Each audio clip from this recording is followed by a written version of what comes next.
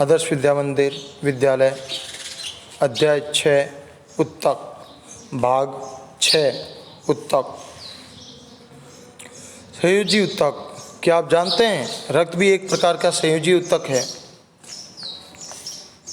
तो इसे संयोजी उत्तक क्यों कहा जाता है? संयोजी नाम से यदि आप इसे ध्यान दें, संयोजी का मतलब होता है संयोजन। संयोजन से तात्पर्य वह पदार्थ या वह भाग जो आपके शरीर के सभी अंगों को आपस में जोड़कर रखने का कार्य करता है, संयोजन करने का कार्य करता है। इसीलिए इसे संयोजी उत्तक के नाम से जाना जाता है। इस अध्याय की भूमिका में इस संबंध में एक संकेत दिया गया है कि हम इस तरह के उत्तक के बारे में यहाँ पे करेंगे। संयोजी उत्तक की कोशिकाएं आपस में कम जुड़ी होती है और ये अंतर कोशिकीय आदात्री में फंसी होती है। अर्थात आदात्री का अर्थ है जैली की तरह ये तरल, सघन या कठोर रूप में फैला हुआ होता है और आदात्री की प्रकृति के अनुसार विशिष्ट संयोजी उत्तक के अनुसार कार्य करता है। ये शरीर के सभी अंगों को आपस में विशेष रूप से जोड़ने का कार्य भी करता है। रक्त की एक बूंद को यदि आप स्लाइड पर लें, अर्थात एक कांच की छोटी सी स्क्रीन पर लेंगे और उसमें मौजूद विभिन्न कोशिकाओं को यदि आप सूक्ष्मदर्शी से देखेंगे तो आप उसके अंदर दो प्रकार के भाग उपस्थित करेंगे। एक तो द्रव्य भाग के रूप में उसके अंदर प्लाज्मा उपस्थित होता है। वहीं रक्त के तरल या आदात्री भाग को प्लाज्मा के नाम से जाना जाता है। उसी प्लाज्मा के अंदर कुछ विशेष प्रकार की कोशिकाएं, जिनमें लाल रक्त कोशिकाएं, श्वेत रक्त कोशिकाएं तथा प्लेट्स यानी निलंबित भाग भी उपस्थित होता है। प्लाज्मा में प्रोटीन, नमक तथा हार्मोन भी उपस्थित होते हैं। रक्त गैसों के शरीर के पचे हुए भोजन, हार्मोन, उत्सर्जित पदार्थों को शरीर के एक भाग से दूसरे भाग तक परिवहन करवाना, अर्थात जैसे कि हमारे हृदय अर्थात फेफड़ों में ऑक्सीजन को ग्रहण किया जाता है और उस ऑक्सीजन को शरीर के सभी भागों तक पहुंचाने का कार्य इसी रक्त द्वारा किया जाता है। वहीं ये हमारे रक्त के सभी भागों को आपस में शरीर में जोड़ने का कार्य करता है। अर्थात जैसे कि कोई भी ऑक्सीजन या जो भी शरीर में भाग प्रवेश करता है उसे शरीर के सभी भागों तक पहुंचाएगा। वहाँ शरीर के सभी भागों से बनी कार्बन डाइऑक्साइड को पुनः फेफड़ों तक पहुंचाएगा।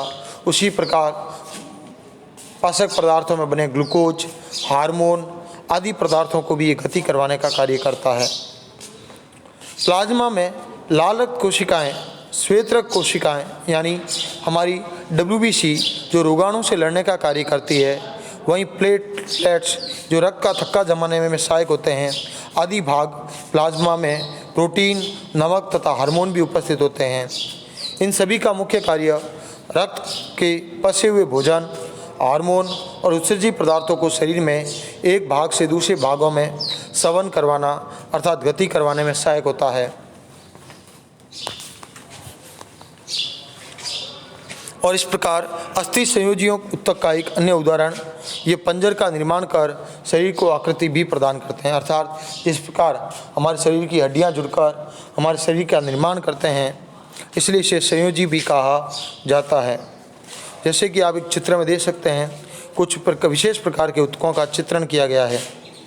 ये एरियोलर उत्तक के हैं जिसके अंदर जालिका फाइबर, रेसोककर यानी फाइब्रोब्लास्ट, वृत्त भक्षाणु कोशिकाएँ, कोलेजन फाइबर, संप्रेषणी कोशिकाएँ, प्लाज्मा आदि उपस्थित होते हैं।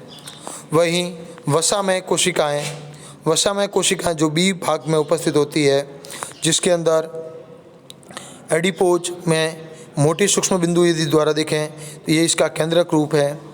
वहीं सहत अस्थि उत्तकों में लाल रक्त कोशिकाएँ, सूक्ष्म नलिकाएँ जो यहाँ पर उपस्थित है, एवर्स नलिकाएँ, उपास्थनी, कसाब आदात्री आदि भाग उपस्थित हो सकते हैं। कसाब स्नायु उत्तक में ये पाए जाते हैं। वहीं ई में बाकी बची रक्त कोशिकाएं जैसे न्यूट्रोफाइल, इसोफिनिल, सारक रंजी, लिम्फोसाइट, मोनोसाइट आदि कोशिकाएं यहाँ पर उपस्थित होती है, प्लेट्स आदि। ये मांसपेशियों को सहारा देने का कार्य करते हैं। ये शरीर के मुख्य अंगों को भी सहारा प्रदान करते हैं। ये ऊतक मजबूत और कठोर होते हैं। अस्थि कार्यों के लिए इन गुणों का उपयोग होता है। अस्थि कोशिकाएं कठोर व आधात्री में बीच में फंसी होने के कारण जो कैल्शियम तथा फास्फोरस से बनी होती है, ये दो हड्डियों को आपस में एक दूसरे से व अन्य संयोजी ऊतकों से जोड़ने का भी कार्य करती है। यह ऊतक बहुत ही लचीले व मजबूत होते हैं। स्नायु में बहुत ही कम आधात्री होती है, जो एक अन्य प्रकार का संयोजी ऊतक कंडरा है, जो अस्थियों से मांसपेशियों को जोड़ने का कार्य करता है। अर्थात अस्थियों और मांसपेशियों को जोड़ने वाले स्थान को और संयोजी ऊतक को कंडरा के नाम से अर्थात टेंडन के नाम से जाना जाता है। ये बहुत ही मजबूत व सीमित लचीलेपन वाला एक ऊतक होता है, जो उपास्थियों व एक अन्य प्रकार का संयोजी ऊतक होता है, जिसमें कोशिकाओं के बीच पर्याप्त स्थान होता है। इसकी ठोस आधात्री प्रोटीन और शर्करा के कारण निर्मित होती है। यह अस्थियों के जोड़ों को चिकना बनाने का कार्य करती है। जहाँ उपास्थियाँ में आपकी जैसे नाक की हड्डी है, कान, कंठ और श्वास नलिया में जो हड्डियाँ पाई जाती है वो उपास्थियाँ होती है। हम कान की उपास्थि को सामान्यतः मोड़ सकते हैं, परंतु हाथ की हड्डी को नहीं। तो यही अंतर होता है एक उपास्थि और अस्थि में। उपास्थियों को सामान्य दबाव से थोड़ा सा मोड़ा जा सकता है, उसके आकार में हल्का सा बदलाव लाया जा सकता है। कभी आपने सोचा कि ये दो ऊतक एक प्रकार के भी होने के बावजूद ये किस प्रकार भिन्न है? क्योंकि एरियुलर संयोजी ऊतक त्वचा और मांसपेशियों के बीच, रक्त नलिकाओं के चारों ओर तथा नसों और अस्थि मज्जा में पाया जाता है। ये अंगों के भीतर की खाली जगह को भरता भी है, तो आंतरिक अंगों को सहारा भी प्रदान करता है। वहीं ये ऊतकों की मरम्मत में सहायक होता है, तो ये हमारे शरीर में वसा का संचरण भी करता है। वसा का संग्रहण करने वाला ये वसा में ऊतक हमारी त्वचा के अर्थात हमारे शरीर के आंतरिक अंगों के बीच उपस्थित होता है।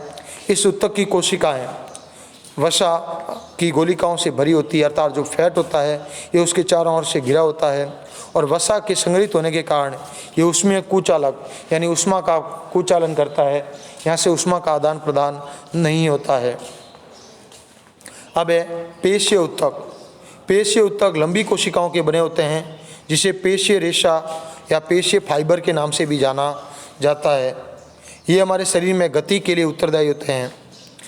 पेशियों में एक विशेष प्रकार का प्रोटीन उपस्थित होता है, जिसे सिकुड़ने वाला प्रोटीन भी कहा जाता है। ये संकुचन अर्थात एकत्रित होना व वापिस प्रचार यानी फैलना दोनों ही कार्यों को कर सकता है। इसी के कारण हम कुछ पेशियों को अपनी इच्छा अनुसार गति करा सकते हैं, जैसे हमारे हाथ पैर की पेशियाँ। हमारे हाथ और पैर को हम अपनी इच्छा अनुसार गति प्रदान कर सकते हैं या उनकी गतियों को रोक सकते हैं। इस प्रकार पेशियों को ऐसिक पेशी कहा जाता है, जो हमारे कंट्रोल में होती है। इन पेशियों को कंकाल पेशियाँ भी कहा जाता है, क्योंकि अधिकतर हड्डियों से जुड़ी होती है तथा शारीरिक गति अर्थात शरीर में गति प्रदान करने में सहायक होती है। सूक्ष्मदर्शी से देखने पर ये पेशियाँ हल्के तथा गहरे रंग में विभक्त होती है, एक के बाद एक रेखाओं या धारियों की तरह होने के कारण इसे रेखित पेशियाँ भी कहा जाता है। इसकी ऊतक सामान्यतः लंबे, बेलनाकार, शाखा रहित यानी उसके अंदर कोई शाखा नहीं पाई जाती, बहुनाभीय होती है।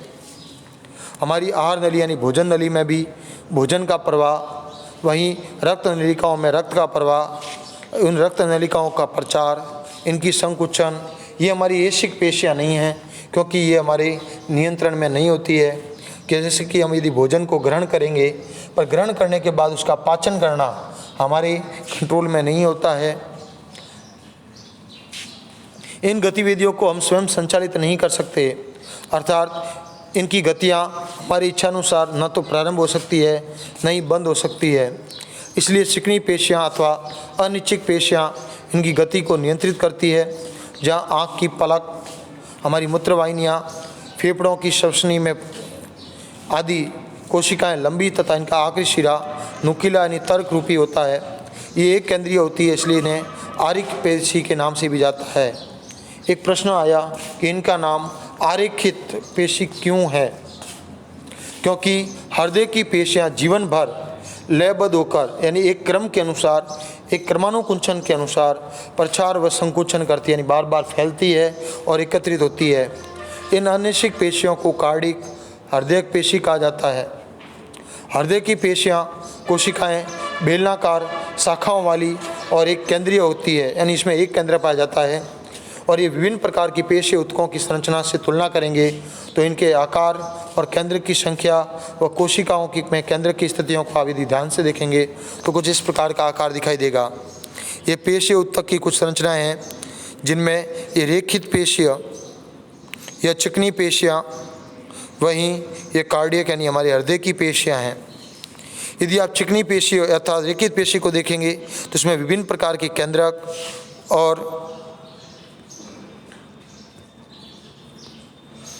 धारियाँ पाई जाती है। वहीं चिकनी पेशियों में तर्क रूपी पेशीय कोशिकाएँ पाई जाती है, तर्क तंतु पाए जाते हैं और इसमें भी केंद्रक की विभिन्नताएँ पाई जाती है। कार्डियक पेशियों में जैसे आप देखते हैं केंद्रक और धारियाँ उपस्थित होती है। इस प्रकार न्यूरॉन या तंत्रिका कोशिका, तंत्रिका ऊतक सभी कोशिकाओं में उत्तेजनाओं के अनुकूल प्रतिक्रिया करने की क्षमता रखते हैं। यद्यपि तंत्रिका ऊतक की कोशिकाएं बहुत ही शीघ्र उत्तेजित हो जाती है और इस उत्तेजना को बहुत ही शीघ्र पूरे शरीर में एक स्थान से दूसरे स्थान तक पहुंचाने का कार्य भी करती है। इसलिए मस्तिष्क, मेरुरज्जु तथा तंत्रिकाएं सभी तंत्रिका ऊतकों की बनी होती है, जिन्हें तंत्रिका ऊतक की कोशिकाओं को तंत्रिका कोशिका या न्यूरॉन के नाम से भी जाना जाता है। ये न्यूरॉन कोशिकाओं में केंद्रक तथा कोशिका द्रव्य अर्थात साइटोप्लाज्म से बने होते हैं। ये सामान्यतः लंबे पतले बालों जैसी पतली पतली शाखाएं होती है, संरचनाएं होती है, जो प्राय प्रत्येक न्यूरॉन में इस तरह का एक लंबा भाग होता है जिसको एक्सॉन के नाम से जाना जाता है। ये बहुत सारी छोटी शाखाओं वाले प्रवाद जिसे डेंड्राइट्स कहा जाता है। ये तंत्रिका कोशिकाएं 1 मीटर तक लंबी होती है और बहुत सारे तंत्रिका रेशे जो संयोजी ऊतक के द्वारा एक साथ मिलकर कार्य करते हैं, इन तंत्रिका कोशिकाओं का निर्माण करते हैं। जैसे कि आप देख सकते हैं तंत्रिका या न्यूरॉन तंत्रिका कोशिका। न्यूरॉन एक तंत्रिका कोशिका को न्यूरॉन के नाम से भी जाना जाता है। तंत्रिका ऊतक की इकाई तंत्रिका का स्पंदन हमें इच्छानुसार अपनी पेशियों की गति करने में सहायता करता है। तंत्रिका तथा पेशीय ऊतकों का एक कार्यात्मक संयोजन प्रायः सभी जीवों में मौलिक है। साथ ही ये संयोजन उत्तेजना के अनुसार जंतुओं को तेज गति प्रदान करने में सहायक होता है। आज के गृह कार्य के रूप में आप करेंगे, उस ऊतक का नाम बताइए जो हमारे शरीर में गतियों के लिए उत्तरदायी होता है। न्यूरॉन देखने में कैसा दिखाई देता है अर्थात कैसा लगता है। हृदय पेशी के 3 लक्षण बताइए। एरियोलर ऊतक के क्या कार्य हैं बताइए। धन्यवाद।